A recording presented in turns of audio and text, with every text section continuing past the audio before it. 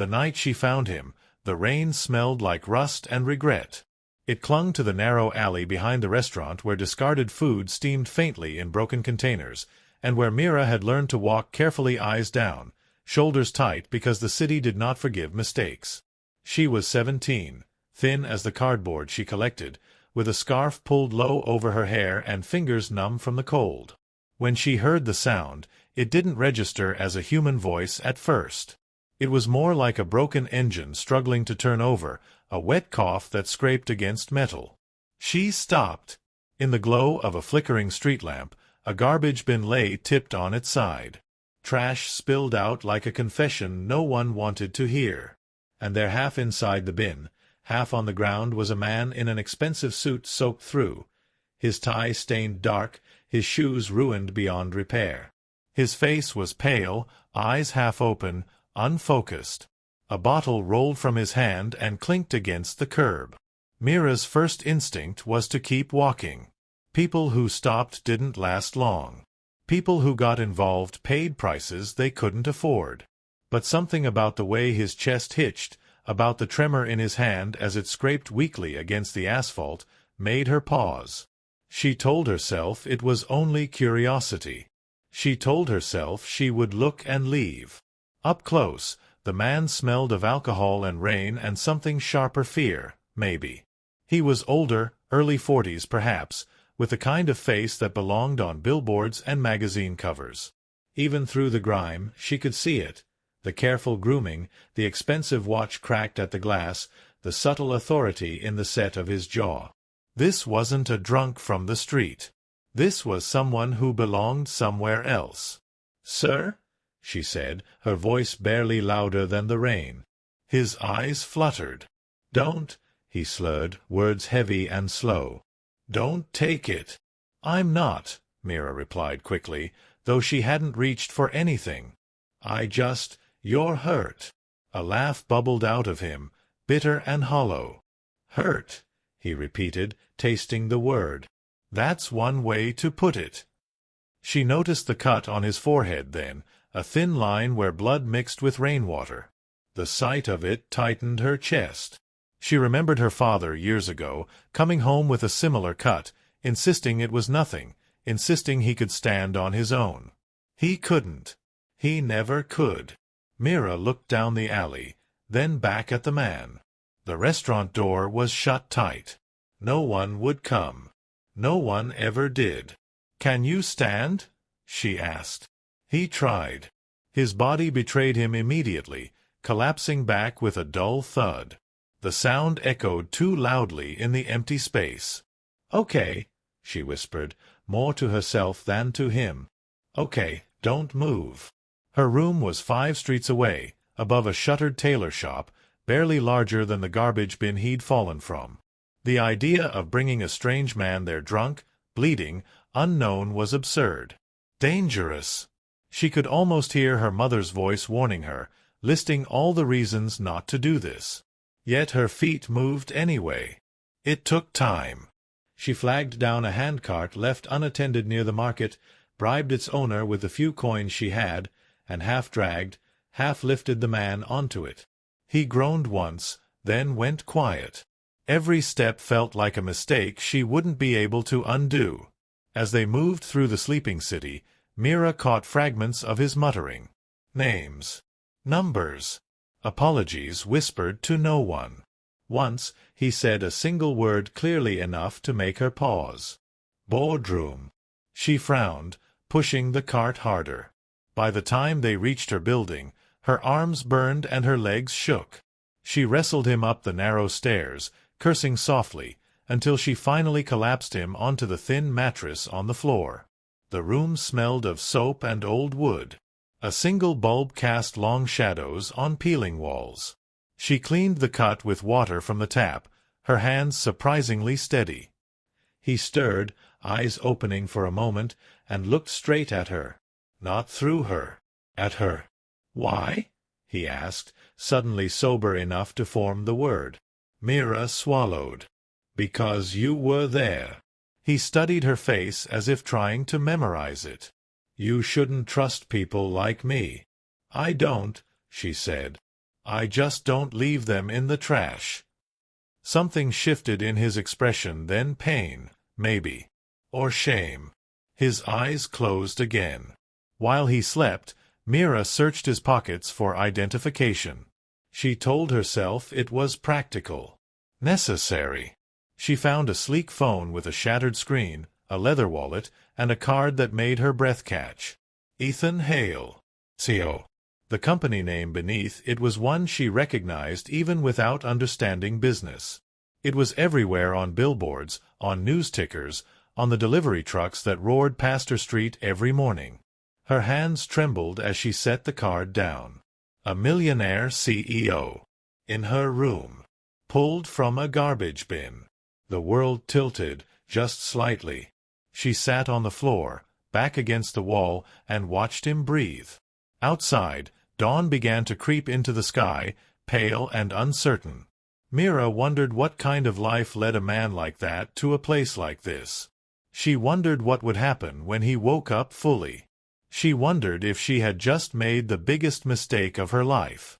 If you're already feeling pulled into this story, take a moment right now to like the video and subscribe to the channel for more powerful stories like this. Your support helps bring these moments to life. Ethan stirred as if he'd heard her thoughts. His hand clenched into the blanket, knuckles white. A sound escaped him, not a word, but something raw. Mira leaned forward instinctively. "Sir?" she said again, softer now. His eyes snapped open. This time, there was no fog in them at all. Only sharp awareness and a flicker of alarm as he took in the room, the cracked walls, the girl standing a careful distance away. "Where am I?" he demanded, voice low, controlled, nothing like the man from the alley. Mira hesitated, then answered honestly. "You're safe. For now." Ethan pushed himself up on one elbow, scanning the space, calculating. His gaze landed on the business card on the floor, then slowly returned to her face. Something unreadable passed between them, something that felt like the first move in a game neither of them had agreed to play. And before Mira could say another word, the sound of footsteps echoed from the stairs outside her door. The footsteps outside paused, then moved again, slower this time, as if the person hesitated before each step. Mira felt her stomach tighten. At this hour, no one came upstairs unless they had a reason. The landlord collected rent only in the evenings, and the tailor's shop below had been closed for months. She glanced at Ethan, whose body had gone still, every muscle alert now despite the lingering signs of last night's collapse. "Do you have enemies?" she whispered before she could stop herself. Ethan's jaw tightened. "Everyone has enemies," he said quietly. "The difference is whether they know where you are." The footsteps resumed, passing her door, then fading down the corridor. Only when they disappeared completely did Mira realize she'd been holding her breath. She exhaled shakily and turned back to him. "You scared?" she asked, half defiant, half curious. Ethan looked at her for a long moment. "I haven't been scared in years," he replied. "Which is how I ended up in a garbage bin." He swung his legs off the mattress and tried to stand. His knees buckled instantly. Mira moved without thinking, catching his arm. The contact sent a strange jolt through her. He was solid, heavier than he looked, real in a way that still hadn't sunk in. "Don't," she said sharply. "You'll fall." He let out a short breath, something between a laugh and a curse, and allowed her to guide him back down. "You're stronger than you look," he remarked. "So are you," she shot back. "At least you were." The silence that followed felt weighted. Ethan leaned forward, elbows on his knees, rubbing his face with both hands. When he looked up again, something in him had softened. "You didn't have to do this," he said. "Whatever this is." "I know," Mira replied. "But I did." "Why?" She hesitated. The easy answer that it was the right thing felt too thin. "Because no one helped my father," she said finally. "And I watched what that did to him." Ethan nodded once, as if he understood more than she'd explained. "Then let me be clear," he said.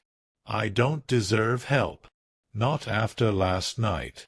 "That's not for you to decide," Mira said, surprising herself with the firmness of her voice. He studied her again, but this time there was no calculation, only curiosity. "How old are you?" 17. His brows knit together. "You live here alone?" "With my mother. She'll be back from her cleaning job soon." She paused, then added, "She won't like this." "I wouldn't expect her to," Ethan said. "I'll leave before she comes." "You can't even stand." "I will." Mira crossed her arms. "You won't." For the first time since waking, Ethan smiled faintly. "You're stubborn. You're reckless." "Fair." She poured him a glass of water and watched as he drank, slower now, more carefully. His hands still trembled slightly. The man who'd commanded boardrooms and billion-dollar deals now sat in her room, wrapped in a thin blanket, dependent on her kindness. The imbalance unsettled her. "Do you remember how you ended up there?" she asked. Ethan stared into the empty glass. "Bits. A meeting that went wrong. A vote I didn't expect. A phone call I shouldn't have taken." He shook his head. "I walked. Kept walking. Thought I could outrun it." "Outrun what?" "My life." The answer hung between them, heavy and unfinished.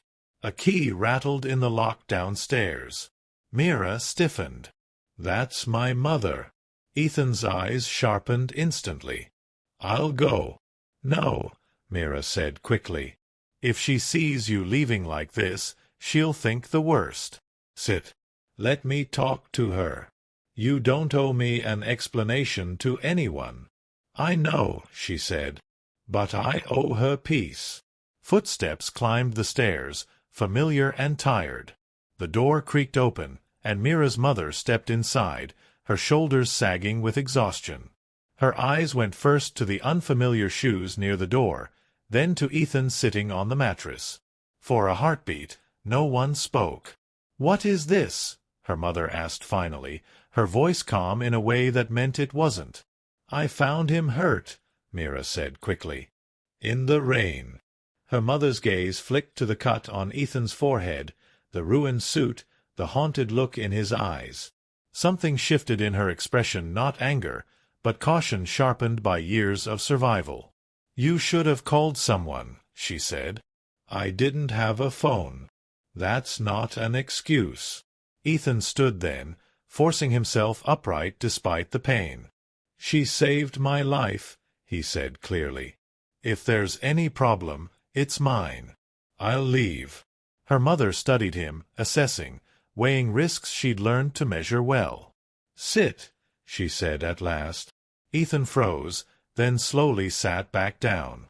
"We don't keep men here," she continued. "Especially strangers." "I understand," Ethan replied. "I'll be gone within the hour." Mira's mother turned to her. "We'll talk later." She went to the sink, washed her hands, and brought out a small first-aid box. Without another word, she cleaned Ethan's wound properly, her movements efficient and impersonal. "Your name?" she asked. "Ethan." "And what do you do, Ethan?" He hesitated just long enough for Mira to notice. "I run a company," he said. Her mother nodded. "Then you know consequences." "Yes," he said softly. "I'm learning them." When she finished, she stepped back. "You can rest. Then you leave." "Thank you," Ethan said. The words carried weight. Time passed in uneasy quiet. Mira watched the light shift through the small window, watched Ethan's breathing even out again. She should have felt relief. Instead, a strange sense of anticipation curled in her chest, as if this was only the beginning of something much larger than all of them. Ethan broke the silence. "Someone will be looking for me." Mira frowned. "Who?" "My board," he said. "My rivals." My security team, if they're competent. He met her eyes. And not all of them want me found safe. Her heart skipped. What are you saying? I'm saying, Ethan replied slowly, that finding me in the garbage was the least dangerous thing that could have happened last night.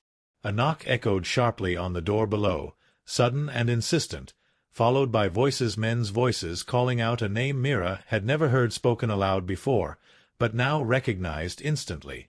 Ethan Hale.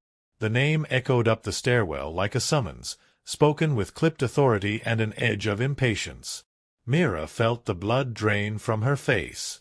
Her mother's hand froze midair, fingers tightening around the cloth she'd been holding. Ethan didn't move at all, but something in his posture changed. His shoulders squared slightly, his spine straightened, as if a switch had been flipped inside him. "That's them," he said quietly. "Who?" Mira whispered, though she already knew. "Security," he replied. "Or people pretending to be." The knocking came again, harder this time. "Mr. Hale? We know you're in the building." Mira's mother crossed the room and shut their door softly, then turned the latch. Her eyes were sharp now, calculating. "How did they find you?" Ethan exhaled slowly. "That's what worries me." The voices below grew louder, footsteps spreading out. Someone began questioning a neighbor. Mira's heart pounded so hard she was sure they could hear it upstairs. "You need to hide," Mira said instinctively. Ethan shook his head. "If they're legit, hiding makes things worse. If they're not, hiding might buy time, but only a little." Her mother looked between them. "You brought danger into my house," she said to Mira, not accusing, just stating fact. "I know," Mira replied, her voice trembling. "I'm sorry." Another knock, this one directly on their door. "Open up," a man called. "We're here to help." Ethan stood. "If you let them in, let me talk." "No," Mira said, grabbing his sleeve. "If they see you like this, they'll see weakness," he finished. "They already smell it." Her mother placed herself between them and the door. "You stay back," she told Ethan. "Both of you." She opened the door just enough to peer out. Two men stood in the corridor, both in dark jackets, both with earpieces barely visible. One smiled politely. "We're looking for Ethan Hale," he said. "There's been an incident." "I don't know any Ethan Hale," her mother replied evenly. The smile thinned. "Ma'am, this is important. So is my privacy." The second man's gaze drifted past her, scanning the room. His eyes flicked to the expensive shoes, the cracked phone on the floor. His jaw tightened almost imperceptibly. Ethan stepped forward into view. "It's fine," he said. "I'm here." Mira's breath caught. Relief washed over the first man's face too quickly. "Sir." "Thank God. We've been worried." "Have you?" Ethan asked coolly. "Or have you been busy deciding what to do with my absence?" The man hesitated. "We're here to take you home." Ethan looked back at Mira and her mother. "I appreciate what you did," he said. "Both of you." Then to Mira alone, quieter, "I won't forget it." She wanted to believe him. She wanted to ask 1,000 questions. Instead, she watched as he straightened his jacket and walked past her, past the doorway, back into a world that felt impossibly far from hers. As the men escorted him down the stairs, Mira felt something hollow open in her chest. The door closed. The sounds faded. Her mother locked it and leaned against the wall, eyes closed. "That man is trouble," she said. "I know," Mira replied. "Promise me something," her mother said, opening her eyes. "You don't chase trouble." Mira nodded, though she wasn't sure she meant it. The city returned to its usual rhythm outside. By afternoon, the alley looked like any other, no sign of the night's secrets. Mira went out to collect cardboard as she always did, but her thoughts were elsewhere, replaying every word, every look. She didn't expect to see Ethan again. 3 days later, a black car pulled up beside her as she stacked boxes near the market. It gleamed like something from another universe. The window rolled down. "Mira," Ethan said. She froze. He looked different, clean, composed, power wrapped around him like an invisible coat. Only his eyes were the same. "What are you doing here?" she asked. "Looking for you," he replied. "I owe you." "I didn't do it for money," she said quickly. "I know," he said. "That's why this matters." He handed her a card. Not a business card this time, an address, handwritten. "Come tonight. Please." She hesitated. "Why?" "Because what happened that night wasn't an accident," Ethan said softly. "And you're already part of it." The car drove away, leaving Mira staring at the card, her pulse racing, unaware that from across the street another pair of eyes had been watching the exchange carefully. Mira folded the card and slipped it into her pocket as if it might burn her skin if she held it too long. The rest of the day passed in fragments, voices from the market blending into noise, faces blurring together, her hands moving automatically while her mind stayed fixed on the black ink of an unfamiliar address. She didn't tell her mother. She didn't tell anyone. By evening, the decision had already been made somewhere deep inside her, long before she consciously admitted it. The building was nothing like she expected. No towering glass skyscraper, no flashing lights or guards with weapons. Just a quiet residential block on the edge of the city, old but well kept, with a gate that opened smoothly at her approach as if it had been waiting for her. She hesitated only once before stepping inside. A woman met her at the door, tall and severe, eyes sharp enough to measure a person in seconds. "Mira," she said, not asking. "Yes. Mr. Hale is expecting you." The apartment was spacious but restrained, expensive without being loud. No gold, no excess. Everything felt deliberate. Mira suddenly became aware of her worn shoes, the frayed edge of her scarf. She folded her arms, instinctively making herself smaller. Ethan stood near the window, city lights stretching behind him like a constellation he owned. When he turned, relief crossed his face so quickly he didn't bother hiding it. "You came." "You asked," Mira replied. "You said it mattered." "It does," he said. "More than you know." He gestured for her to sit. She remained standing. "Why did you bring me here?" she asked. Ethan nodded, as if he'd expected the question to come first. "Because you saw me when no one else did. And because someone else saw you." Her stomach tightened. "Who?" "The people watching you today," he said. "The ones who think you might be a weakness." "I don't belong to your world," Mira said sharply. "Whatever problems you have are already touching yours," Ethan interrupted. "I didn't fall into that garbage bin by chance. Someone wanted me humiliated. Disappeared. Unreliable." She stared at him. "Your own people?" "Some of them," he admitted. "Power attracts loyalty. And hunger." A memory flickered through Mira's mind, the men at the door, the way one of them had scanned the room. "Then why come to me?" "Because you're invisible to them," Ethan said. "Or you were." Silence pressed in. Mira felt the walls closing slightly, the way they did before a storm. "I can't help you," she said finally. "You already did," he replied. "Now I need you to protect yourself." He handed her a small phone. "Use this. Don't answer unknown numbers. If anyone asks about me, you don't know me." "And if they don't ask?" she said. "Then be careful," Ethan replied. "Very careful." She took the phone reluctantly. "This doesn't make sense. Why warn me instead of fixing it?" Ethan's gaze hardened.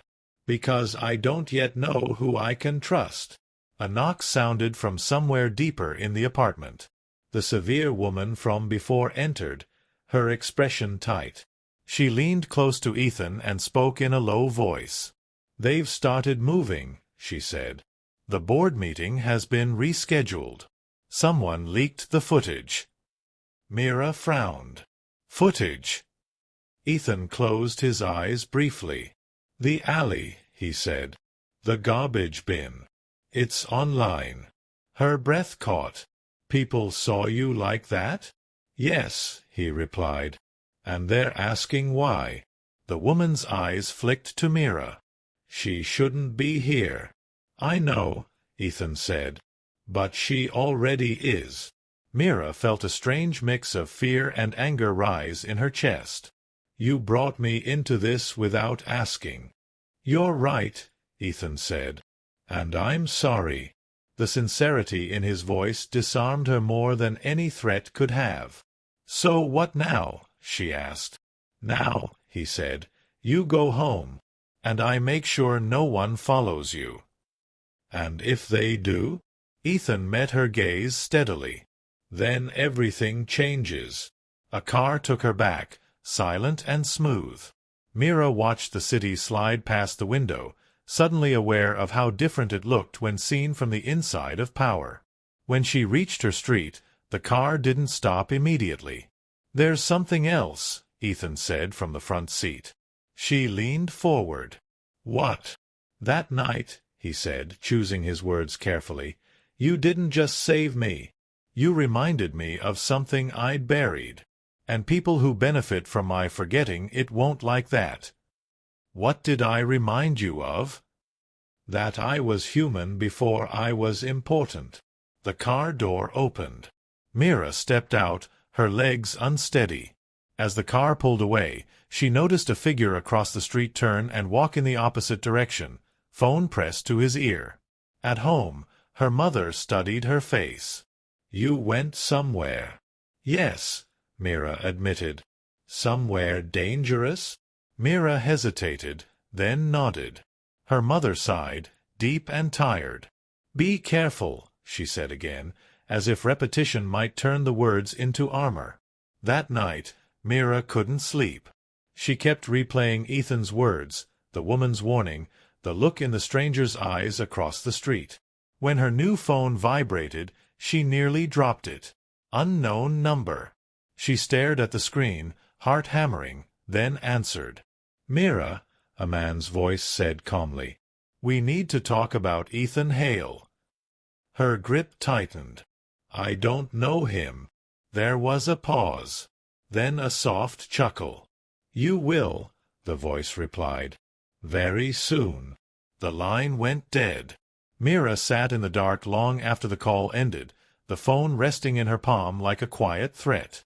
The room felt smaller than usual, the shadows heavier. She didn't tell her mother about the call. Some fears felt too big to share without breaking something fragile between them. Instead, she lay awake, listening to every sound from the street below, wondering which footsteps were ordinary and which were meant for her. The next morning, the city buzzed louder than usual. Vendors argued, buses hissed to stops, radios crackled with news she tried not to hear. But she heard it anyway. Ethan Hale's name floated through conversations, wrapped in speculation and judgment. A disgraced CEO. A public collapse. Questions about leadership and stability. Mira kept her head down, but every word felt personal, as if they were talking about a secret she carried alone. At school, her friend Rena leaned close, eyes bright with gossip. "Did you see the video?" she whispered. Mira stiffened. "What video?" Rena pulled out her phone. "This guy some big CEO found drunk in a trash bin. People are saying he's done." Mira didn't look. "People say a lot of things." Rena shrugged. "Still, imagine falling that far." Mira imagined it all too well. By afternoon, she felt watched. Not in a dramatic way, no one following too closely. No obvious threats, but in the subtle pauses of strangers' gazes, the way a car lingered a second too long at a corner. When she reached home, A man stood across the street pretending to check his watch. He looked up just long enough for their eyes to meet, then looked away. Her phone vibrated. "Ethan, did anyone contact you?" Mira's fingers hovered before she typed back. "Yes, last night." The reply came almost instantly. "I was afraid of that. Don't answer unknown numbers again. I'm sending someone." "Someone?" Mira typed. "I don't want guards." "Not guards," Ethan replied. "Help." A knock came at the door before she could respond. Her mother looked at her sharply. "Are you expecting someone?" "No," Mira said, heart racing. She opened the door to find a woman standing there, not much older than her mother, dressed simply, her eyes calm. "Mira," she said. "I'm Lena." "Who are you?" Mira asked. "A friend," Lena replied. "Of Ethan's. And now maybe yours." Her mother stepped forward. "We don't need help." Lena smiled gently. "I know. That's why I'm here." Against every instinct, Mira let her in. Lena didn't sit, didn't look around. She stood near the door, as if ready to leave at a moment's notice. "Someone reached out to you," Lena said quietly. "They're testing boundaries." "Why?" Mira demanded. "I didn't do anything." "That's precisely why," Lena replied. "You're unpredictable. And you matter to Ethan." Mira's chest tightened. "I don't want to matter." Lena met her gaze. Too late. That evening, Lena walked Mira home from the market, never too close, never too far. She pointed out small things, reflections in windows, patterns in foot traffic that Mira had never noticed before. "Awareness isn't fear," she said. "It's survival." Over the next days, Ethan stayed silent. No messages, no calls. The news grew harsher. Stock prices falling. Emergency board meetings. Analysts calling for his resignation. Mira felt the tension like a string pulled too tight, waiting to snap. Then, one night, Ethan called. "I need to see you," he said. "Is this safe?" Mira asked. "No," he replied honestly. "But it's necessary." They met not at his apartment, but at a quiet warehouse near the river, empty except for a single light. Ethan looked tired, darker shadows under his eyes, but there was a sharpness to him now that hadn't been there before. "They're moving faster," he said. "Someone wants me out before I can speak." "Speak about what?" Mira asked. Ethan hesitated. "About why I was really in that alley." Her breath caught. "You said you were running." "I was," he said, "from a decision I'd already made." He paced slowly. "I planned to expose them. Corruption. Money siphoned off under my name. When I refused to play along, they voted me out. The night I disappeared was supposed to end with me agreeing to stay quiet." "And the garbage bin?" Mira asked. Ethan's jaw tightened. "A message." Mira's anger flared. "So you brought this danger to me knowing all this?" "I didn't know I'd survive," he said softly. "You changed that." Silence stretched between them, thick with unspoken fear. "What do you want from me?" Mira asked finally. Ethan looked at her, something heavy in his eyes. "I want you to tell the truth. When the time comes." "To who?" "To everyone," he replied. "They won't listen to me alone." "But a poor girl who pulled a billionaire from the trash? That story can't be buried." Mira shook her head. "They'll destroy me." "They'll try," Ethan said. "Which is why I won't let them." Before she could respond, Lena's voice crackled through Ethan's earpiece. "We've got a problem." Ethan stiffened. "What kind?" "You were followed," Lena said. "And they're closer than we thought." The warehouse lights flickered once, then steadied, as footsteps echoed faintly from somewhere outside. Ethan moved first, cutting off the warehouse lights with a switch near the door. Darkness swallowed the space, broken only by thin blades of moonlight slipping through high windows. Mira's pulse thundered in her ears. She could hear her own breathing and forced herself to slow it, remembering Lena's words about awareness. "Stay close," Ethan murmured. "Don't run unless I tell you to." Footsteps scraped against gravel outside. One voice murmured something low, indistinct. Another laughed softly, the sound carrying an ease that frightened her more than anger would have. "They're not security," Mira whispered. "No," Ethan said. "They're not." A metal door creaked open at the far end of the warehouse. A flashlight beam cut through the darkness, sweeping methodically. Ethan's hand closed around Mira's wrist, grounding, steady. "This way," he said, guiding her toward a narrow passage between stacked crates. They slipped into the shadows just as the beam passed where they'd been standing seconds earlier. Mira pressed herself against cold wood, heart hammering so hard she was sure it would give them away. A man's voice echoed. "He's here. I can feel it." Another voice replied, calm and amused. "Relax. He always thinks he's clever. That's why he loses." Ethan's jaw tightened. Mira could sense his anger like heat beside her.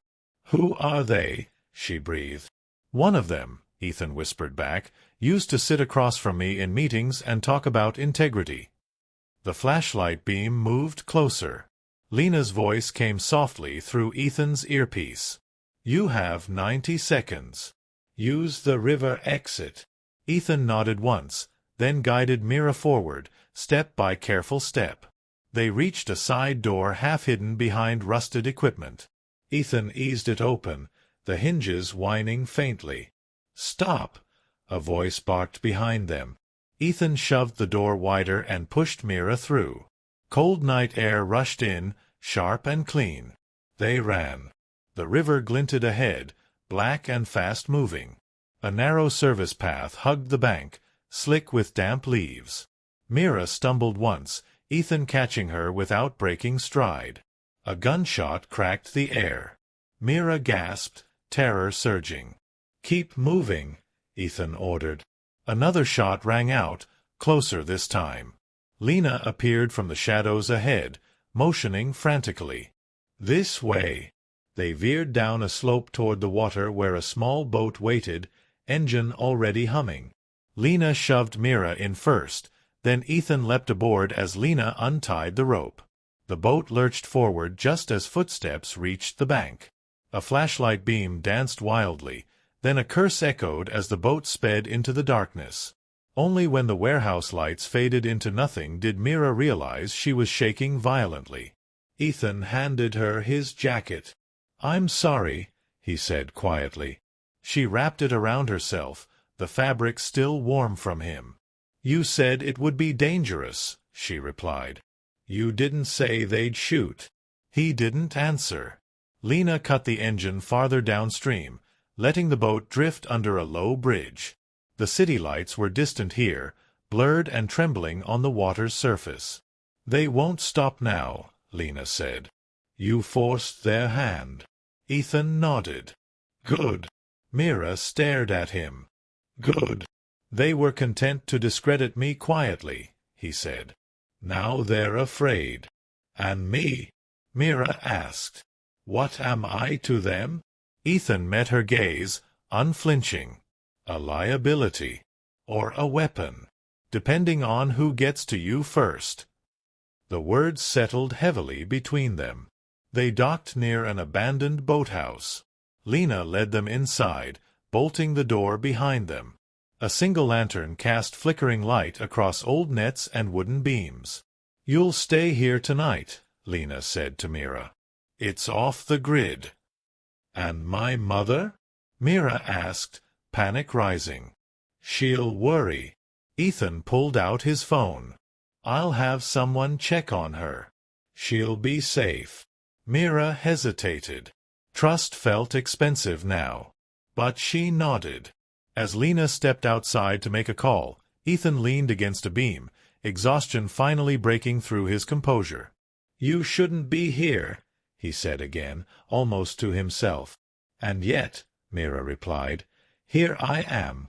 He gave a small, humorless smile. "You know, people like me spend their lives believing we control outcomes. Then one night, everything unravels. And a poor girl becomes the problem," Mira said. "No," Ethan corrected gently. "The truth becomes the problem." Silence fell, broken only by the river lapping against the dock. "Why me?" Mira asked after a moment. "Why trust me with this?" Ethan considered. "Because when you found me, you didn't see a CEO.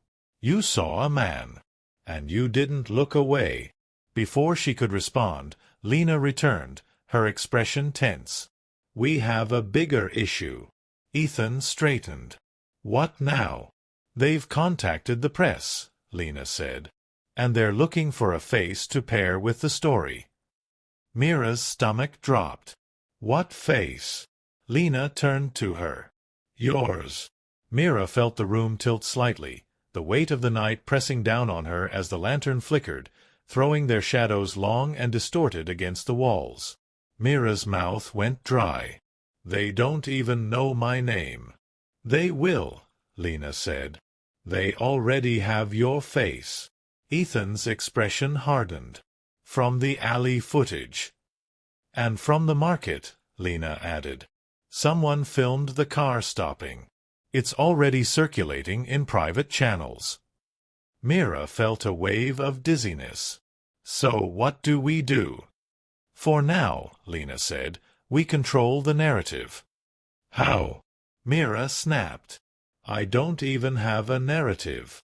Ethan stepped closer, lowering his voice. "You tell the truth. But not yet. Timing matters." "To who?" Mira asked. "To someone who can't be bought," Ethan replied. The boathouse door creaked as wind pushed against it. Mira flinched at the sound. Every noise felt loaded now. "You're asking me to stand in front of the world," she said, "while people with guns decide whether I'm useful alive." Ethan didn't deny it. "Yes." Lena watched Mira carefully. "You can still walk away." Mira laughed weakly. "Can I?" Neither of them answered. They slept in shifts that night. Mira didn't really sleep at all, just drifted in and out, dreams tangled with the echo of gunshots and flashing lights. When dawn crept in through the cracked windows, it brought no comfort, only clarity. By morning, her phone buzzed relentlessly. Unknown numbers. Messages she didn't open. Lena confiscated the phone gently and powered it down. "They'll try pressure next," she said. "Sympathy. Offers. Offers." Mira echoed. Ethan's jaw clenched. "Money. Education." Silence. "I won't take it," Mira said immediately. "I know," Ethan replied. "That's why they'll change tactics." A car arrived mid-morning, unmarked. Lena checked it twice before letting Mira approach. "This is temporary," she said. "Somewhere safer." The drive was long and quiet. Mira watched neighborhoods shift from crowded streets to wide roads and manicured lawns. She'd never been this far from home. Each kilometer felt like another thread tying her to her old life being stretched thinner. The house was set back from the road, hidden behind trees. Inside, it felt lived in but guarded. No luxury, just preparation. "Who owns this place?" Mira asked. "A journalist," Ethan replied. "Or rather, someone who used to be one." They didn't have to wait long. An older man with tired eyes and a steady presence joined them in the living room. He didn't offer his name. "I've seen the footage," he said to Mira. "And I've read the financial trails." "And?" Mira asked. "And this story will explode," he said. "If told right." "And if told wrong?" she asked. He looked at her seriously. Then you disappear. The words settled heavy in her chest. I won't let that happen, Ethan said firmly. The man raised an eyebrow. You can't promise that. Ethan met his gaze. I can try. They talked for hours. About timelines. About evidence. About protection. Mira listened more than she spoke, absorbing a world she'd never imagined being part of. Every plan sounded fragile. Every option carried risk. By evening, the news broke publicly. Headlines screamed about conspiracy, betrayal, and downfall. Ethan's name was everywhere. So was a blurred image of a girl pulling a man from the shadows. Mira stared at the screen. That's me. Yes, the journalist said. And they're already asking who you are. As if summoned, the house phone rang. Lena answered, listened, then hung up with a sharp exhale. They're offering a settlement, she said. Full scholarship. Housing. A fresh start. Mira shook her head. That's not help. That's a leash. Ethan watched her, something like pride flickering across his face. They underestimate you. They underestimate poor people, Mira corrected. They think survival means obedience. Night fell again, heavy and thick. Outside, a car slowed near the gate, then moved on. Lena watched from the window, tense. You should rest, Ethan told Mira. She shook her head. If I sleep, I'll wake up braver than I feel right now. I don't want to lose that fear. Fear keeps you sharp, Ethan said. But courage moves you forward. Mira looked at him. And guilt. He didn't answer immediately. Guilt reminds you what matters. Another call came in this time to Ethan's phone. He stepped aside to answer. Mira couldn't hear the words, only the change in his posture, the tightening of his grip. When he returned, his face was pale. They've gone to your neighborhood, he said quietly. They're asking questions. Mira's heart slammed against her ribs. My mother. She's safe, Lena said quickly. For now. Mira felt something inside her harden, a line crossed without ceremony. Then we stop hiding, she said. Ethan looked at her sharply. What are you saying? I'm saying, Mira replied, voice steady despite the fear curling in her stomach, that if they want my face, they don't get it on their terms. The journalist leaned forward slowly. You're proposing something dangerous. Yes, Mira said. But honest. Silence followed, thick and electric. Ethan studied her as if seeing her for the first time. Once you do this, he said, there's no going back. Mira nodded. I've been running my whole life. I'm tired. Outside, thunder rumbled faintly in the distance, the air heavy with the promise of a storm, as phones across the city lit up with breaking alerts, and somewhere not far away, someone decided it was time to silence the girl who refused to disappear. The rain arrived without warning, sudden and heavy, drumming against the windows like impatient fingers. Mira stood by the glass, watching the first drops blur the world outside, her reflection faint and unfamiliar. Somewhere in the city, people were already forming opinions about her without knowing her name, her voice, or the life she'd lived before a single night rewrote everything. We go live tomorrow, the journalist said, breaking the silence. Independent platform. No network filters. No sponsors. That makes us exposed, Lena replied. It makes us uncontrollable, he countered. Ethan had been quiet, standing near the doorway, phone pressed to his ear again and again as messages poured in. When he finally lowered it, his face carried a weight Mira hadn't seen before. They're panicking, he said. Which means they'll do something stupid. Or violent, Lena added. Mira turned from the window. Then we don't wait for tomorrow. All eyes moved to her. The longer we delay, the more time they have to twist the story, she continued. They already think they own the ending. The journalist studied her carefully. "You understand what you're asking?" "I understand what it costs to stay silent," Mira replied. Ethan took a step toward her. "If we do this now, there's no safety net." She met his gaze steadily. "There never was." The decision settled with a quiet finality. Laptops were opened. Cameras tested. Lena coordinated exits and contingencies, her voice calm but sharp, every movement precise. Mira sat in front of the camera, hands clasped tightly in her lap, pulse racing. "You don't have to say everything," the journalist reminded her. "Just enough to break their grip." Mira nodded, though her mouth felt dry. She glanced at Ethan. He gave a single slow nod, not as a CEO, not as a protector, but as someone placing trust where power no longer worked. The red light blinked on. For a moment, Mira couldn't speak. The silence stretched, thousands of unseen eyes waiting. Then she inhaled. "My name is Mira," she said. 3 nights ago, I found a man in a garbage bin during a storm. I didn't know who he was. I just knew he was hurt." She spoke slowly at first, then with growing steadiness. She talked about the alley, the rain, the smell of rust and fear. About helping because leaving someone behind felt worse than the risk. She didn't accuse. She didn't dramatize.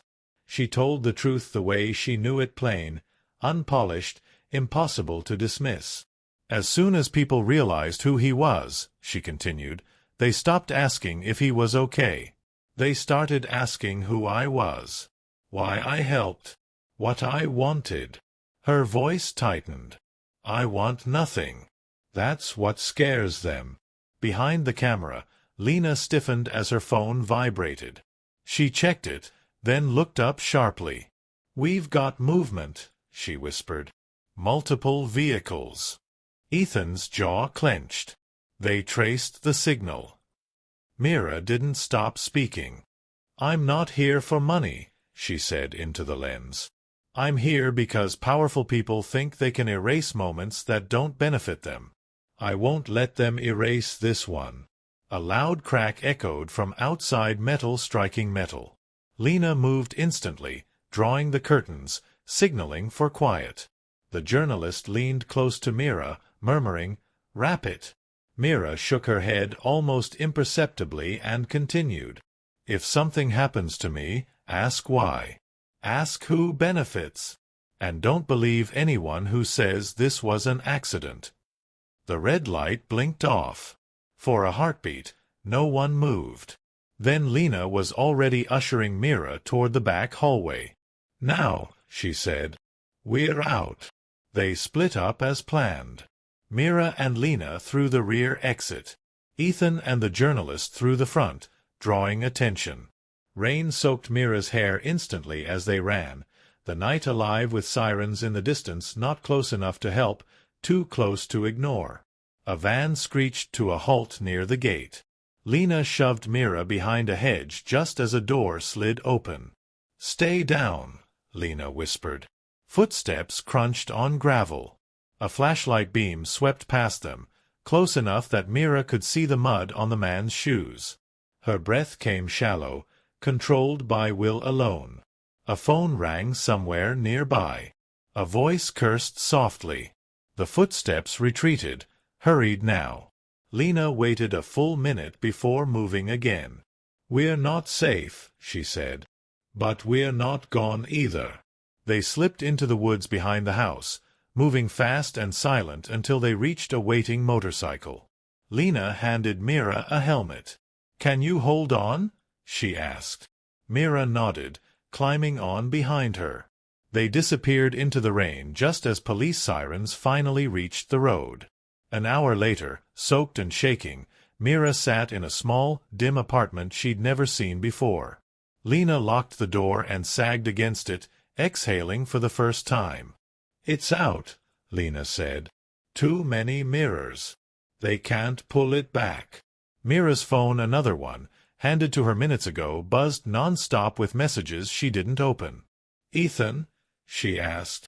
Lena hesitated. Separated, but alive.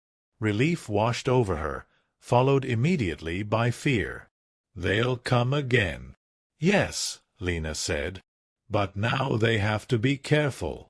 On a small screen in the corner, Mira saw herself replayed, her face steady, her words spreading faster than anyone could stop them.